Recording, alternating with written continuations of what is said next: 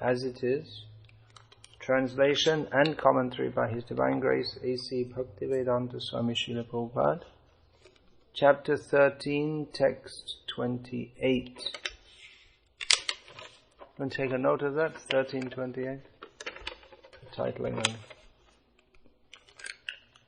Samam sarveshu bhuteshu tishthantam parameshwaram vinashyat svavanishyantam yah pashyati sapashyati.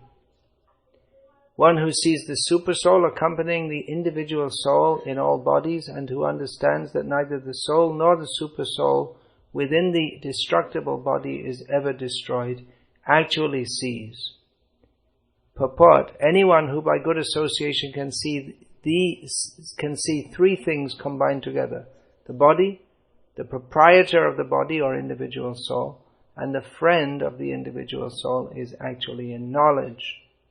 Unless one has the association of a real knower of spiritual subjects, one cannot see these three things.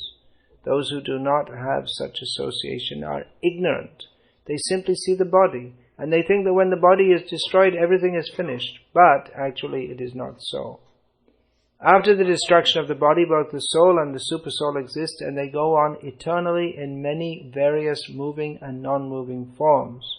The Sanskrit word Parameshvara is sometimes translated as the individual soul, because the soul is the master of the body, and after the destruction of the body, he transfers to another form. In that way, he is master. But there are others who interpret this Parameshvara to be the Supersoul. In either case, both the Supersoul and the individual soul continue. They are not destroyed. One who can see in this way can actually see what is happening. Yah pashyati sa pashyati. He who sees, sees. Who sees in this way actually sees. Much of what Krishna said, again, many times he speaks about seeing. Here in Bhagavad Gita, you'll find again. This is text 28 and 29. Sarvam samam pashyati. Again, who sees samam pashyati. He sarvatra. One who sees equal. What's the word? It's definitely not egalitarianism. Sameness. Everywhere. Then in chapter 30, text 30, verse after that.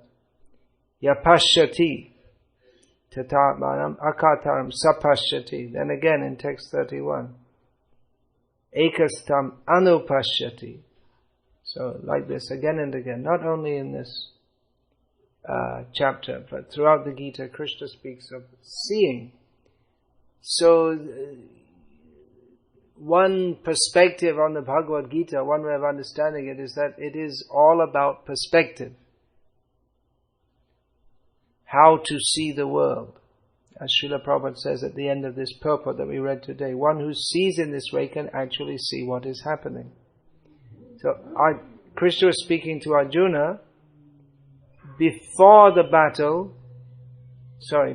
Krishna spoke Bhagavad Gita.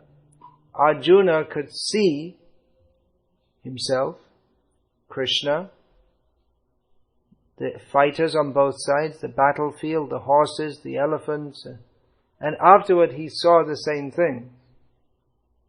But what perspective? How should we see? With what understanding? That is the point. Just like in English, if someone says, one way of saying I understand is to say I see. So that you see, it's already understood that you see. You don't have to say I see. A blind man may say I see, and for him it's a big thing to say that. But for everyone else, we take it for granted that we see, but we don't see. Pashyanapi na pashyati. Seeing but not seeing. So we have to see through the eyes that Krishna gives. Jnana chakshusha. Shastra chakshush. See through the eye of knowledge. 3, see through the eye of scripture. In one text in the 4th canto of Bhagavatam, Vyasadeva, Narada states that Krishna consciousness means to see the universe in the same way that Krishna sees it. Not exactly in the same way that Krishna sees it, because Krishna sees everything from the inside and from the outside. Microcosmically, macrocosmically, Krishna sees everything, but with the same understanding. Little different, because we see it with the understanding that everything belongs to Krishna and I am the servant of Krishna, and Krishna sees everything with the understanding that everything belongs to Krishna and I am Krishna. But to have the proper perspective, the whole point is to have the proper perspective. So I'm going to speak this evening on wrong perspectives. Some specifically on misestimation, overestimation, and underestimation. That we see everything, but because we don't see in proper perspective, we take that to be important which is not important, and that which is important, we underestimate it. So Krishna consciousness means it's a simple adjustment of just getting things properly in focus. Seeing everything in proper perspective. In materialistic consciousness, we tend to give credit where it is not due, and not to give credit where it is due. So this point of overestimation is very easy to see in this totally insane society, which is called the modern world, of which America is the emblem.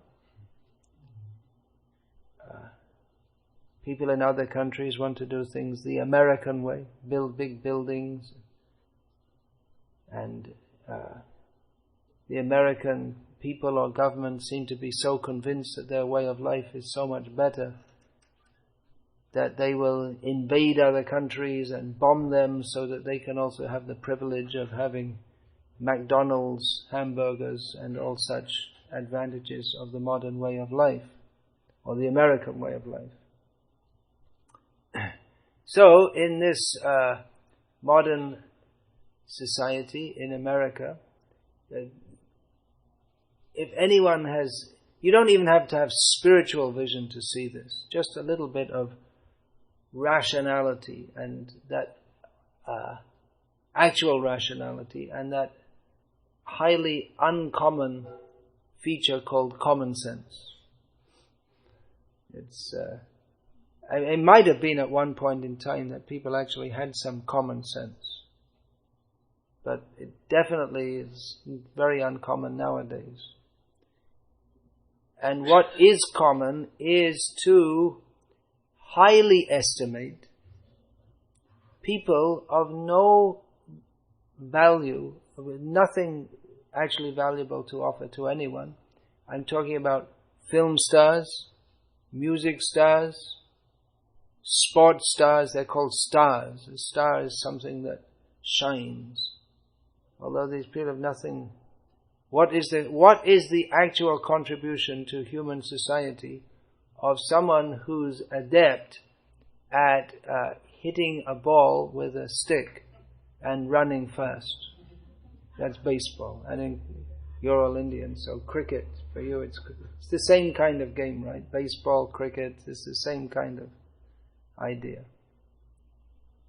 So, I wonder, what is the percentage of people in India who have never heard, if you say the name Sachin Tendulkar, how many people have never heard of him? Have you ever heard of Sachin Tendulkar? No. To you it means nothing. Not in the slightest bit interested. But there are many, probably most of the population.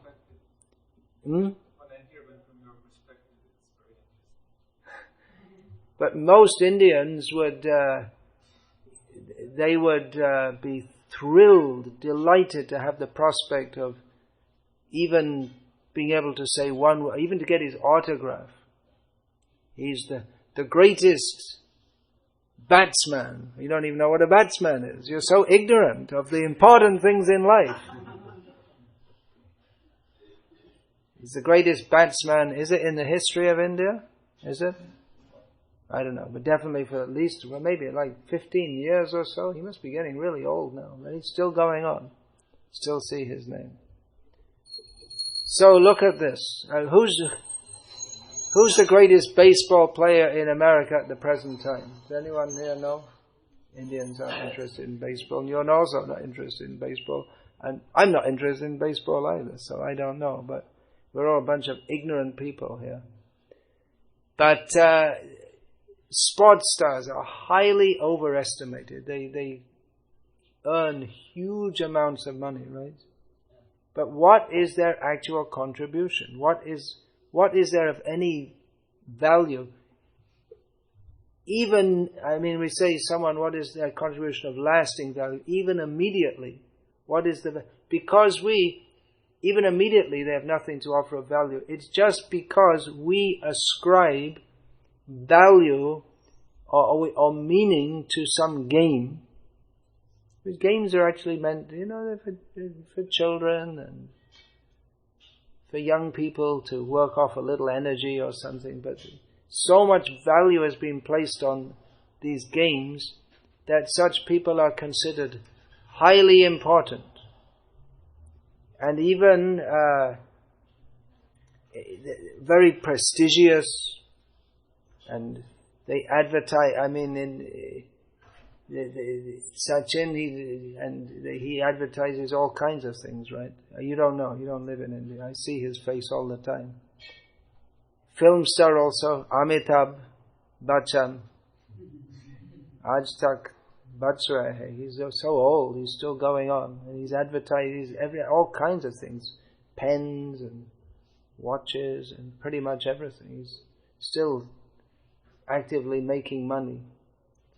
So, but what is his action? He's an entertainer. In Vedic culture, the entertainer is considered not very important. There are some low-class people. Low class, if we say that word in modern America, you think, oh, that's very bad. Low class, call anyone low class. But actually they are, because they have nothing of real value to offer. Brahmana is estimated highly because he has actual knowledge to contribute to human society. The Kshatriyas also highly rated as the representative of Bhagavan. Naranang Chandaradhipam, Krishna says. Among men I am the king, because he acts as a representative of Krishna. Krishna is all-powerful. King is all-powerful within his jurisdiction. So he represents Krishna. Then the Vaishyas who are making money, they're not considered very important. And Shudras are not also. But in modern society, Shudras or Shudradham, those who are less than Shudras, they're rated very highly. And who can make money, they're rated very highly. Who has spiritual knowledge, Hare Krishna comes in the movies as some joke figure, that's all. They're wasting their time. They're not playing baseball, they're not making money, they're simply wasting their time talking about some scriptures or what. Who cares what they're doing? As long as if they're not making money or playing baseball, then they're completely useless people. So overestimated. Film stars, sports stars, what other kind of stars? Yeah, rock stars, rock or rap stars, or whatever. All different kinds of music. They're actually this hellish music. It's like some entertainment. Their very sound is so nasty that only people of hellish consciousness could like that. But they're considered very highly and earn lots of money. And their opinion is sort of on so many things. Srila Prabhupada, he noted that this John Lennon, he was so famous, and now maybe people don't even know that his opinion is he's considered a philosopher, but What for? Because he can sing some songs and make some music. In modern society also, the women, they go on stage and they scream into a microphone, and that's called music. But that was, Srila Prabhupada said that he noted that when there was some marriage being discussed, marriage prospect, and someone asked, from one family asked another family, can your daughter sing and dance? And they immediately rejected. That, no, my daughter's not a prostitute. She doesn't sing and dance. That's for prostitutes only. I remember years ago, this is in the early 1980s, I was on a flight from Bangkok to Bombay, and one man told me his daughter's a film star in Bombay, in Bollywood, Patil. It must someone or other. Yeah, I saw later on the film, and I said, are you proud of that? Are you proud that your daughter's just like a prostitute, dancing in front of millions of people, and you're proud? So he was proud, actually, but this is nothing to be proud of. Simply to entertain people, to divert them from the actual goal of life. So these people are totally overestimated of being valuable, important contributors to society. What do they contribute to? Sports stars, music stars, film stars. They contribute to this entertainment means to make a covering or a diversion from what the actual goal of life is, to inquire into the nature of reality. And they instead of inquiring into the nature of reality, we give importance to movies. Means some story, some made-up story. Star Wars, and what's that? Matrix, and what's this? Harry Potter, just everything imagination. All imagination, and people take it very seriously. And then baseball, and people say, important match. What's important about it? People think it's important, but it has no actual bearing on anything even materially. It's only as important. Materially, some things are important. Food is important. Roti, kapra, makan. These things are important. Now, food, clothing, shelter. These things are important materially. But sports and films and silly songs, they have no importance even materially. It's just a diversion. So these people are totally overestimated. They have not only do they not have anything of value, but they're actually the opposite. They're diverting us away from that which is actually of value. So they should be totally rejected. Or there shouldn't be such a syndrome in the first place. But they're given great value in modern society. Rich men also, that I was saying, because who has money, they are considered very important. That's mentioned in Bhagavatam as a symptom of Kali Yuga. Vittam eva kalo nrinam gunachara gunoda. That who has money in Kali Yuga, they are considered to be a very high-class gentleman, very aristocratic. Just if they have money, that's all. If someone has money, they're considered very respectable. Srila Prabhupada said about all these lords in England, that they'd go to, like Lord Clive, he was a famous name in the British Raj. He went as an ordinary assistant, boy, peon type, to India, and somehow he made it up to being the, viceroy, and he became a lord. So somehow or other they exploit others by trickery, and they get money, and they become a lord. If you have lots of money, then you become a lord. Even recently in Britain, there was some scandal that people would pay money to the Labour Party, which was in power, and then they'd be made a lord. That was going on secretly. It came out. So Previously, aristocracy meant the Kshatriyas, they'd have culture, they'd have some contribution to human society. But now, to be recognized as aristocratic, just you have money, that's all. Vitamova kalonrinam janmachara gunodaya. One is considered high class, respectable family, well-behaved, gentleman, just by money, that's all. So rich people are considered very high class, very important, even though their behavior is abominable. So they're also over. Politicians, also, they're now, actually, those who are guiding society, they should be respected. The modern day politicians, they're all very bad people, inasmuch as they're all overseeing all sinful activities in human society. Now, if someone is the President of the United States, he's considered a very highly honorable person, but he has to take 1/6 of the reactions of all the citizens, and then that's a lot. If you consider what's going on in this country, daily, millions of living beings being killed between the cows, the pigs, the chickens, the human babies, abortions. So they're actually, not only are they personally sinful, the politicians, but they also have to take the sinful reactions of others.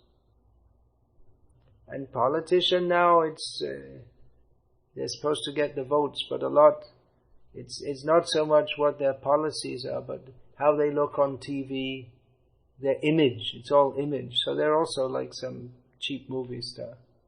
Highly and even materially they're overrated, because as everyone knows, it's not the politicians who are guiding the policies anyway. It's the big money people who are doing that. The politicians they're slaves of the big money people, that's all. So they're overestimated also.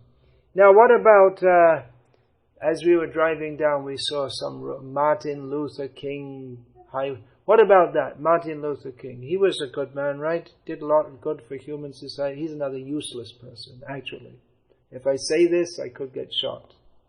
Well, he wouldn't approve of that, because he was supposed to be a follower of Mahatma Gandhi, who also got shot, and Martin Luther King also got shot.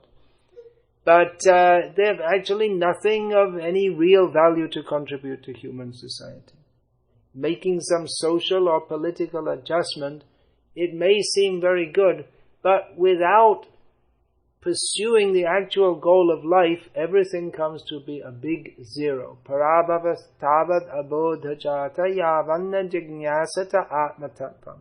All the people who are doing good in human society, they're simply contributing to the illusion that we can make society better without pursuing the actual goal of life. Everything ultimately ends in defeat, which means punarapi jananam, punarapi maranam, punarapi janani jatare shayanam. Repeated birth and death. Unless we inquire into the real meaning of life, then making social or political adjustments won't actually help us. You may say, well, the black people are better off now, but how? How better off? You maybe have a little more self-esteem as you career on your way to hell. What's the value, actually? People, they don't know the meaning of life. They're all engaged in sinful activities. And to have more so-called freedom as you make your path into hell without understanding the actual purpose of human life, is that actually very helpful? It's just like if you're driving in a car which is going 80 miles an hour straight into a big brick wall, and you just adjust the seat to make yourself more comfortable. Is that actually something very valuable? So like this, people say, oh, Martin Luther King, such a great man, he did. But it's exactly like that. Everyone's driving into the brick wall of repeated birth and death, committing so many sinful activities, and it makes some little social adjustment which makes us think now we're better, now we have a more democratic society and the blacks' liberation and all. But it's the wrong perspective on the purpose of human life. Because we have the wrong perspective, we take that to be important which is not important, and that which is not important to be important. So yes, we agree that no one should be exploited. That's a fact. But if you take that as the major point, without understanding that human life is meant for God realization, then you can never stop exploitation anyway. As that attitude of exploitation will always be there. So directly or indirectly, I mean, the position of the blacks in general isn't very good, even though one of them is the president of this country. But even if it was, that will never happen. That it'll never be in human society that there's one class. It'll never be a classless society, because people are different. The idea that we're all equal is another bogus idea. The strong always exploit the weak. That is the natural law, as Srila Prabhupada pointed out. There will always be a dominant class of a few people, and a majority who are dominated. That will always be there. And the Varnashram system set up by Krishna recognizes that and trains those who are leaders in the spirit of non-exploitation, that they will dominate without exploitation. They have Ishvara Bhav is one of the qualities of the Kshatriya. Now in Bhagavad Gita, Krishna says that Ishvara Bhav is one of the demoniac qualities. Ishvaro ham aham bhogi. To think I am the controller and the enjoyer, that is a demoniac quality. But then again for the Kshatriya, he says Ishvara Bhav is one of the qualities. But the proper Kshatriya thinks, Ishvaro ham aham sevi. I'm taking the position of God, actually, the controller, within society, as a service to Krishna and as a service to everyone else. So the politicians, they're also overrated. Even the very great welfare workers, or the great people who do so much very valuable things for human society, even the highly lauded spiritual and religious people, Vivekananda was so much. In India, people think that in America everyone is very appreciative of Vivekananda, isn't it? But they never heard of him. They think Vivekananda did such a great thing. But what did he do? He talked all nonsense, very, very sinful. Daridra Narayan, this idea of Daridra Narayan is a very sinful idea. That Narayan, who is Lakshmipati, the husband of the goddess of fortune, has become poor, and you can serve him by feeding the poor Narayana. So very bad, so many bad ideas. Joto mot, toto pot. All the paths are the same. This Ramakrishna, he was eating beef. And people don't know that. Because he wanted to show, now I'm following Christianity. To show all the paths are the same, for some time he followed Christianity, so he thought you have to eat beef, and in Islam you have to eat beef. That shows you're a real Muslim. So what is that? He's an ignorant man, and he's lauded as a great Paramahamsa. Because people are ignorant, they don't have the right perspective. They give credit where it is not due. To say that we overestimate Vivekananda is not exactly right, because to overestimate means that he has some value, but you put it higher than it actually should be. But actually he has no value, or is not only valueless, but harmful. So even to say it's not really an overestimation, it's a total misestimation. To think that he is a very good person. There are so many. This Mother Teresa is lauded as a such a great person. What actual value? I mean, I was living in Calcutta. No one ever spoke of her. She got discovered at some point by the Western press, who boosted her up to be so great. But like in the 1970s and early 1980s, no one ever spoke a word. No one ever cared anything about her. It's just like so many other people, she got boosted up by the media as being such a great welfare worker. But there were so many poor in Calcutta. She's supposed to help them, and still, for all her so-called help, there's still so many poor, and still there are so many poor, and there always will be also.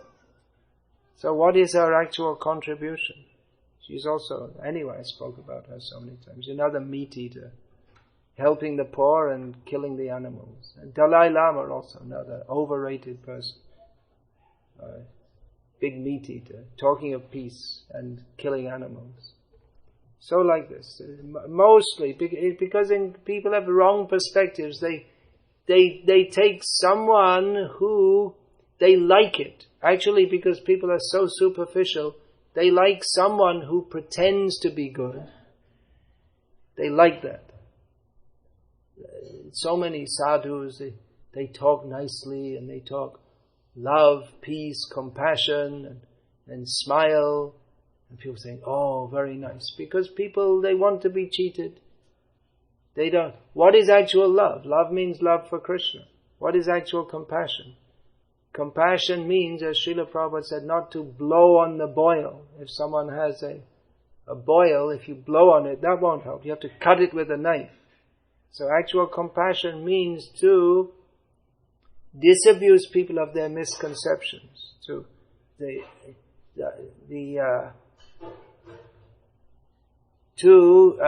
explain the actual nature of reality, to distinguish it from that which is illusion. But most of these so-called sadhus, they just speak in such a way that increases the illusion. They speak about love, peace, compassion without explaining that all this can only be in Krishna consciousness. As long as there is any motive of enjoying this material world, then all our love, peace and compassion, it's all on the material platform. It simply leads back. Whether you're so-called good or so-called bad, as long as we don't understand that, the same point, parabhavastavada bodhajata yavanna jignasata atmatattvam, as long as we don't distinguish matter from spirit, which is the point of this chapter, the 13th chapter, and of all the Bhagavad Gita, then whether we're so-called good or so-called bad, it all leads to the same thing. Janma mrityu jara vyadhi dukkha. Either you have birth, death, old age and disease in the heavenly planets or in the hellish planets, it all leads to the same thing. It's all bad. There's nothing good about this material world. So to praise anyone except the pure devotee of Krishna and Krishna himself is to overestimate, misestimate them. They actually have no good qualities. That is stated, that verse Prabhupada also often used to quote, that harava bhaktasya kato mahan guna manoratena asati dhavatobihi. Where are the great qualities of so-called good people? They're all simply on the mental platform. They have no real understanding of reality. So these good, so-called good qualities of people in this material world who are on the material platform, it is not, even though they may think that they may actually think, I want to be good. But because they don't know who is Krishna, they don't inquire into the nature of reality, of that we have to surrender to Krishna.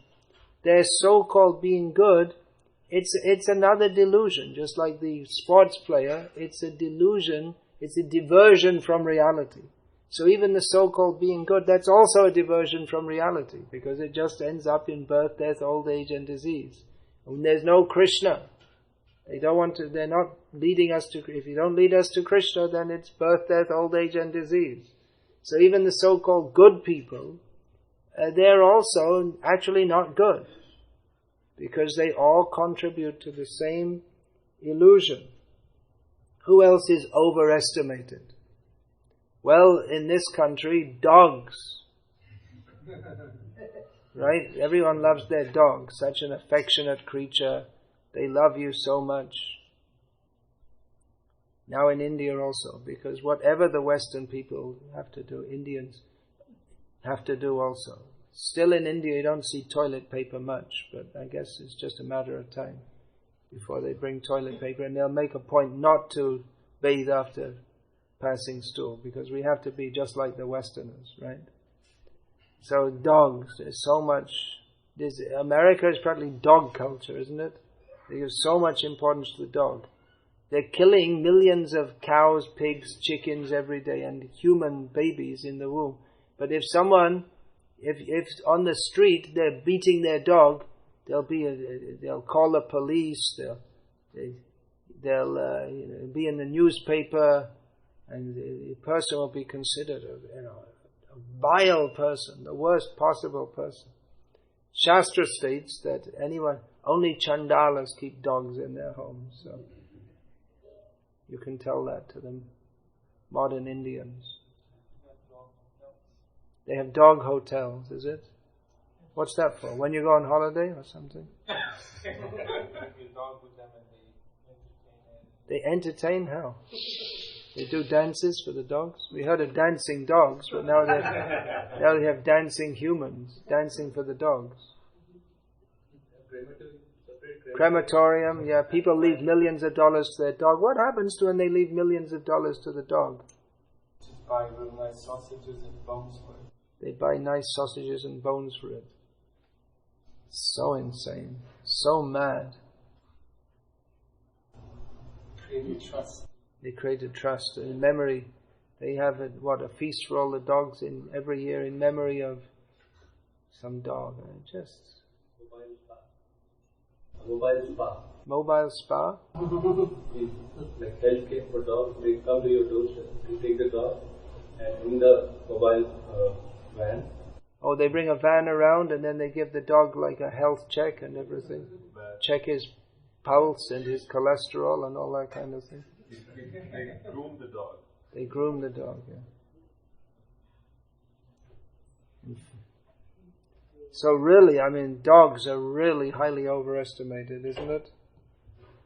What about Janani Janmabhumischa? Swargameva Gariyasi. That one, everyone thinks they're their own country, my country. My country is so great. There was no nationalism in India. It has all been promoted recently. In fact, in many countries, they weren't even countries. It's a European idea. In all of Africa, there were no countries. In Europe, well, it came up. Yeah, it was the different nation states. Yeah, nation states, city states. Yeah. There were borders now. Even that's mentioned with Prithu Maharaj. He made borders with rivers and mountains and this and that. But the idea of our nation, even this in India, they separated the states on a linguistic basis. But that was never there previously. That the idea, and then they made the Tamil people don't like the Hindi speaking people, all this kind of thing, and it's so artificial because anyway, just like Gujarat, there's some people are speaking Gujarati, others people are speaking Kathiawadi, Kutchi. There are different in every state. There are different languages. Like in Karnataka, the Kannada speaking, Tulu speaking, this Kurgi speaking. The whole Kurg district speaking Kurgi, and then the Gaur Saraswat Brahmanas they speak Konkani, and all different languages. It's all completely artificial. So this idea, my country is so great. It's just like I like my country better than another country. Last night I was speaking to some young people from India who were in America, and I was saying, well, they like India better than America. So I gave the example, if you take Garibi Hatao. What's that got to do with the present discussion? Nowadays in India going on that Somebody said, who is Ramdev Baba or somebody? That was Indira Gandhi made this Garibi Hatao years ago. Now Ramdev's saying the same thing. Lekin hatana to kabhi nahi ho. It's not possible. There's a saying, there's an English saying, the poor will always be with us. Jesus said that, I believe, because Prabhupada quoted that. The poor will always be with us. Garibi Hatao means drive out poverty. It was one of Indira Gandhi's slogans. The poor will always be with us. You can't stop it. Prabhupada himself said when he came to America, he was surprised to see there were beggars. But that's everywhere. You get the impression from India, you get the impression that everyone's living a very luxurious life. But there are so many poor people in this country. They'll always be there. So, let's get back to it. Yeah, I was giving that example that, you see, there may be two pieces of stool, and one worm is in one piece of stool. If you take him he's born in that stool and he's eating it and thinking it's very nice. If you put him in another piece of stool, he'll think, well, this is stool, but the stool I was born in was much better. That's the real best stool, because that's what I really like. So like that, we're born in one country and we think, well, my country is so wonderful, I don't like this other country. But it's just like that. One worm is in one piece of stool, you put him in another piece of stool, he's always thinking how I can get back to my original piece of stool. What is that? This attachment to the country is just another maya, that's all. Of course, India is important, but not because the cricket team won the World Cup. Did you know that? The Indian cricket team won the Cricket World Cup this year. So India is important. See, you're not excited? Doesn't turn you on? So, no one in America even knows, they don't even know, they haven't heard of the game of cricket, right? They have teams with all Indians and Pakistanis, right? And West and Jamaicans and this and that, yeah. That's popular in America. It's becoming popular in America. They don't have enough sports already. No, that's what I'm saying. It's popular, but it's popular among people of Indian, Pakistani, Bangladeshi and West Indian descent. Is it? Anyway, let's not talk too much about cricket. We don't get diverted here. So, we think, my country, it's so wonderful. Prabhupada gave the example that this first cosmonaut from they probably don't teach this in the American schools, but the first man in space was Yuri Gagarin. In India they know, because India was always friends with Russia. So, and then when they first went into space, and then they said, we looked back and we saw Russia. So Prabhupada gave the example, they're looking for Russia. They went out into space. Actually, they went, maybe 100 miles up or something, that's all. Can you go further? Can you go to the moon? Well, anyway, that's another talk. There's the Van Allen belt of radiation, so we're told that if you go through it, you'll die. So how did they go to the moon? Anyway, so Prabhupada gave that example. He went so far away up into space, but instead of looking out at the space, he was looking back. Where is Russia? Where is Moscow? Everyone's attached to the piece of stool they're born in. So we overestimate my country. My country is so wonderful. I love my country. Now, one person who everyone in this world overestimates is themselves. Right? We always think, I'm very important. I often give that example that you can see on the news, like 200 people killed in a plane crash, but if you have a little itch in your toe, that's of more concern to you than your 200 people killed in the plane crash. Like I have this itch in my toe, bothering me, and 200 people killed in a plane crash, and you don't give a damn about that. But I have an itch in my toe, and that's really that's something important to me. So we all think of this world in terms of ourselves. What's important to me? That we were just discussing, that generally, even reading the Bhagavad Gita, mostly people think, what can I get for me? But the real message is to think, how can I become a servant of Krishna? Just like that verse, we were just discussing this. Ananyas chintayanto mange janah paryupasate tesham nityabhiyuktanam yogakshemam vahami. Krishna says that those who think of me without deviation,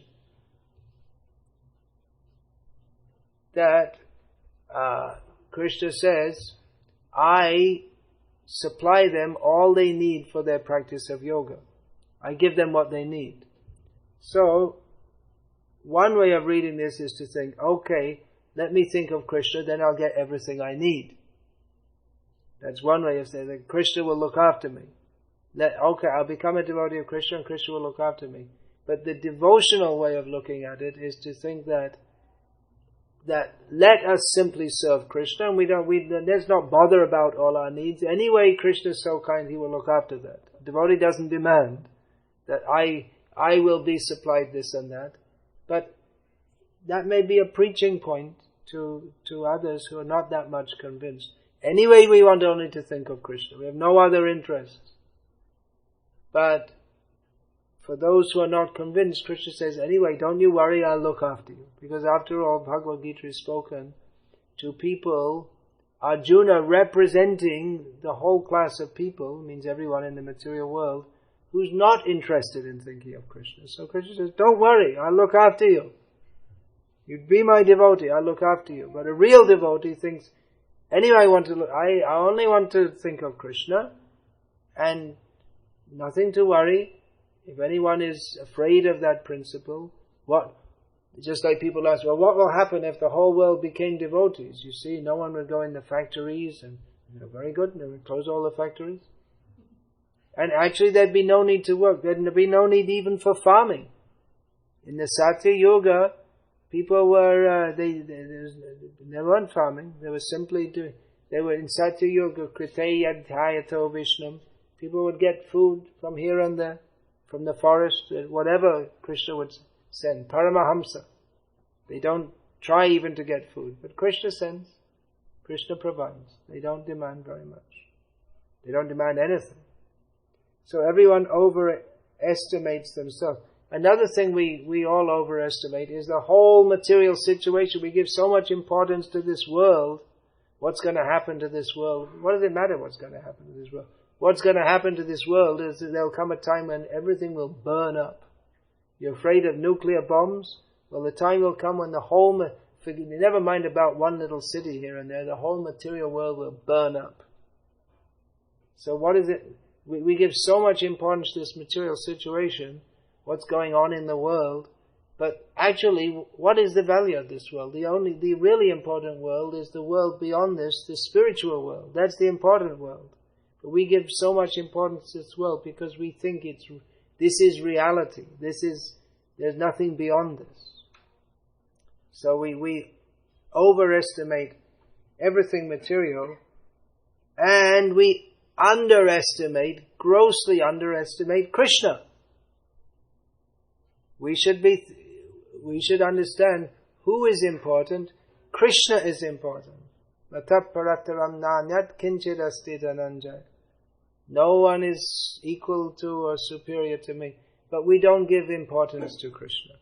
Even if people superficially give importance to Krishna, they say, well, he was a great politician, great philosopher. But that's also grossly underestimating him. He's not a great politician. Well, he is a great politician, and he is the greatest philosopher and he's the greatest everything, but he's so great we can't even begin to estimate him. And we think, Krishna is just one of the gods. people have no interest in Krishna. Some people have no interest in Krishna, some people have superficial interest in Krishna. But even if we tried to estimate Krishna's glories, we couldn't do so. Even Brahma, who's got much more ability to do so than us, he thought he could estimate Krishna by stealing. He thought he could put Krishna in his place. Who is this little boy? He thinks he's so great, and Brahma stole all the cowherd boys and calves. Then after seeing Krishna's glories, Krishna demonstrated some part of his glories. Then Brahma said, Jananta eva janantu kim bahutya chame prabho manasa vachasa vapo vaibhavang tava gocharaha. Brahma said, others may think that they can know you. But let them think like that. But as far as I'm concerned, which Brahma is indirectly saying that they cannot know because no one is as qualified as Brahma in the whole universe. As far as I'm concerned, by my mind, by my words, by any effort, I cannot even begin to estimate your glories. So we cannot but underestimate Krishna, even if we try our very best to appreciate Krishna. We can never appreciate Krishna enough. But those who willingly underestimate him, they overestimate dogs and cats and sports stars and film stars and themselves and the whole material world. So Krishna consciousness is the perspective to see who is actually important. Krishna is important. And everything in this world without Krishna is of no ultimate importance. It doesn't matter. You can become the President of the United States. You can become celebrated as a great saintly person. You can become a GBC or a guru, a weightlifter, a very powerful, big body. Even among the elephants, there's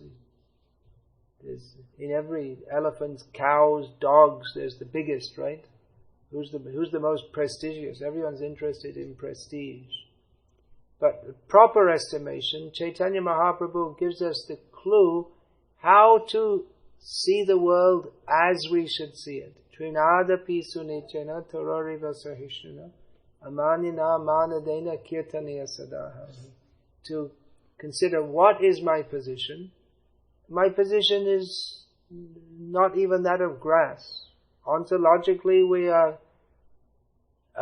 no greater than the grass is also a living being. I was a grass at one point.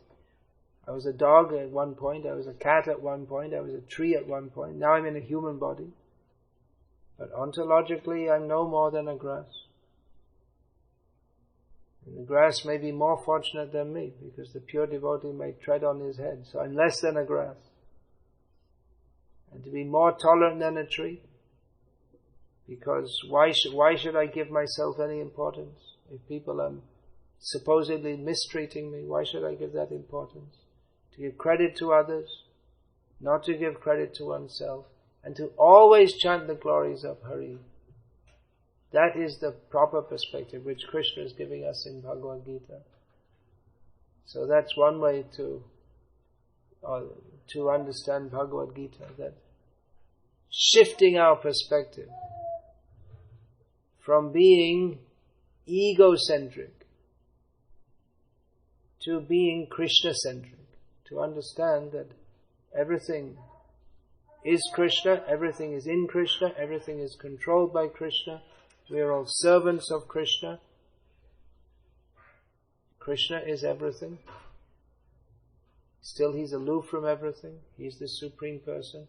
And without Krishna, everything is meaningless. There is nothing without Krishna, but that vision of seeing the world as being without Krishna, that is foolishness, that is a wrong perspective by which we give importance to that which is not important and neglect the only important thing, which is Krishna. And the only other important thing is that which is in relation to Krishna, Krishna's pure devotees. They're also important. Prabhupada is important. Why is Prabhupada important? What did he do? How many hospitals did he start? How many billions of dollars did he earn? How many wars did he conquer? He didn't do any of these things. He spoke about Krishna. He infused Krishna. Actually, he made so many hospitals. All these temples are all spiritual hospitals. Bhaktisiddhanta Saraswati Thakur said that the neophyte devotee ringing the bell in the arati, in the temple of Krishna, that does more benefit to human society, both materially and even materially, what to speak of spiritually, than opening millions of hospitals. That's a different perspective, isn't it, to that of, oh, we're really helping people, we're opening hospitals. You can, better than opening a hospital, ring the bell in the arati. Because Krishna is pleased. Yasmin tushte jagat tushta. If Krishna is pleased, then the whole world can be satisfied. Without Krishna, shakali nirasha. Everything is hopeless. Okay, I saw Jai Gaurasana looking at the clock. I take that as a sign. Take that as a sign that it's time to finish. And Hare Krishna. All glories to Krishna and no glories to anything else. Questions, comments, protests can all be taken now.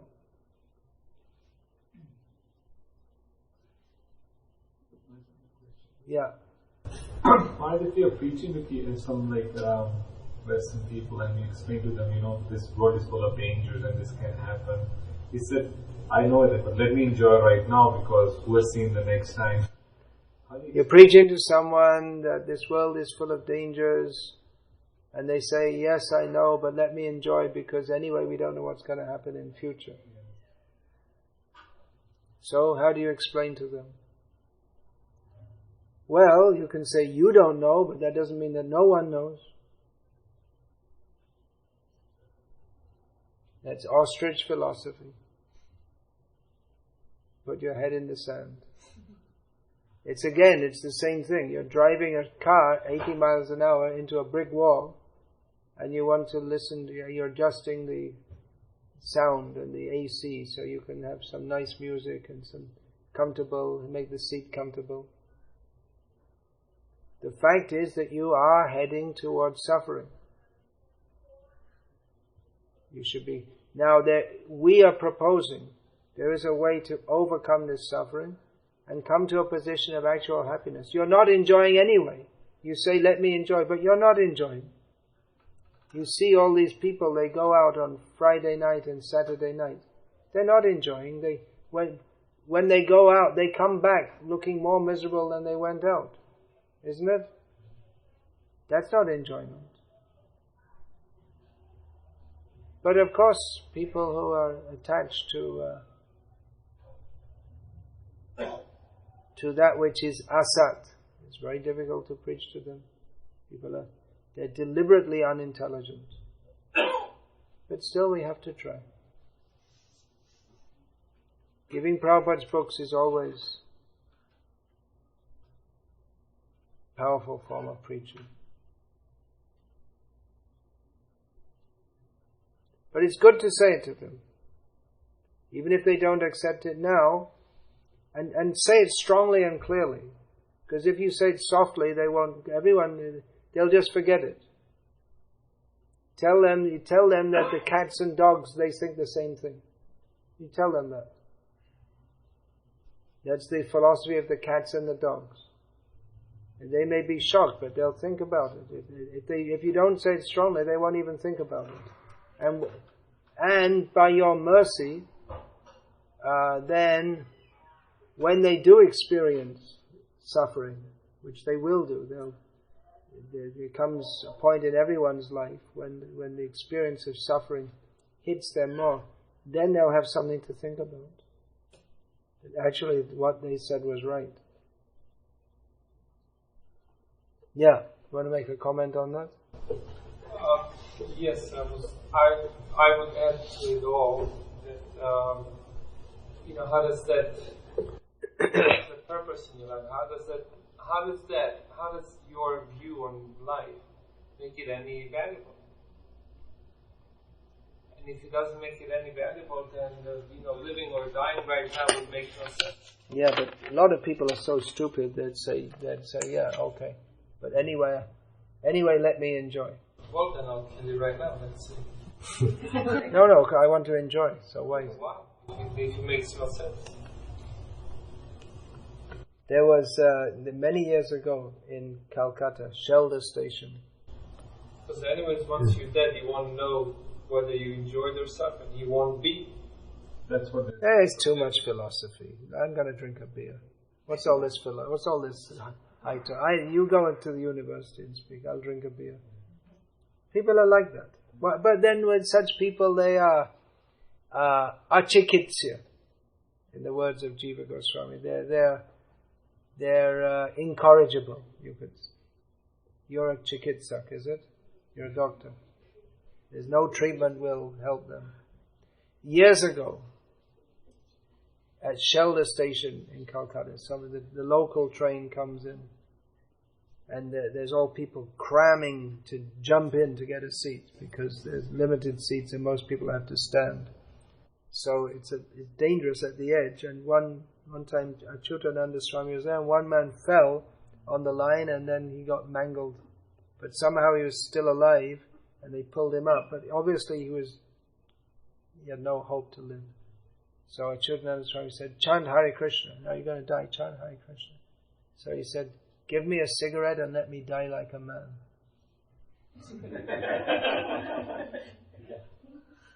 His consciousness was clear enough to think like that in the midst of his pain and his blood. He's maintained his foolish false pride. What can you do for such a person? Shunilena shune kam. This Narottam says. People hear, but they don't hear. Pashan api na pashyati, shrinvan api na shrinvati. They see, but they don't see. They hear, but they don't hear. But still, we should. Even though people are mudha, they're fools and rascals, still we should try to make them intelligent. As Srila Prabhupada said when it was Hare Krishna was accused of being a brainwashing movement, Prabhupada said, "We're not brainwashing, we're brain giving. You don't have any brain." It's brainwashing, you have stool in your brain, it requires to be washed. This was Prabhupada's response. Okay, we'll finish. People are looking and watching. I have to get up and go to work tomorrow. So, Hare Krishna. Hare Krishna.